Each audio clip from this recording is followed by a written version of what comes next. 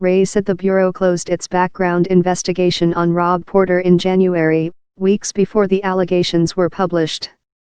That timeline called into question White House assertions that Porter's background investigation was ongoing when he resigned his position, and that the first the White House learned of the detailed allegations against him was last Tuesday.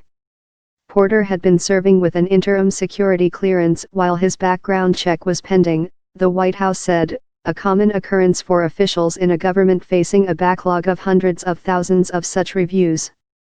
As questions swirled about how Porter kept his access to highly sensitive information and President Donald Trump despite accusations of domestic violence, the administration's intelligence chief told the Associated Press that the government's system of security clearances for top officials is broken and must be completely overhauled.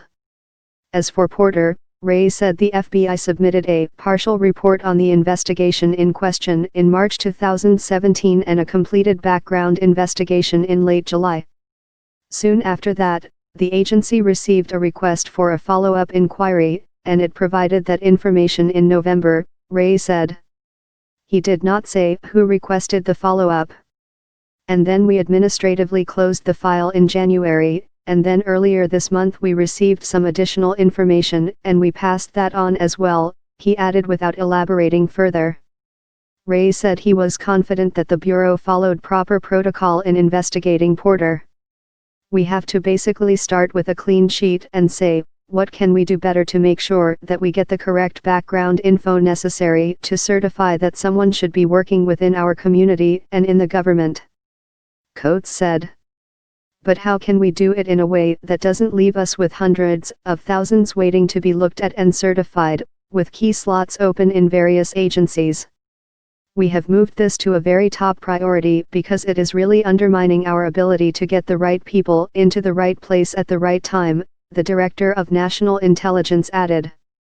The questions about Porter's behavior and ability to secure an interim clearance have only accelerated the demands for a better process.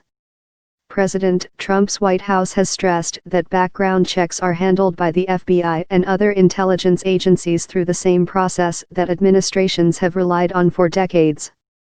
Checking federal employees and private contractors is a laborious process that requires an extensive background check and an effort to judge a person's trustworthiness. 95% of all background investigations are conducted by the National Background Investigations Bureau, which does some of the work itself and contracts the rest to private firms. We need to do more to reform the broken security clearance system, Senator Mark Warner, the Senate Intelligence Committee's top Democrat, told Coates at a hearing Tuesday, noting that government auditors had declared the current program as high risk.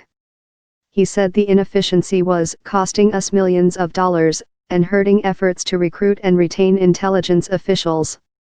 The government hasn't said how many interim clearances have been issued, but outside experts say they could total more than 200,000. People being investigated for interim clearances are subject to background checks, too, but quick access to state and local records can be challenging. But if you do that, it has to be a specific interim with controlled access and limited access, and that has to be clear right from the beginning, he said. You can't just say an interim allows me to do anything.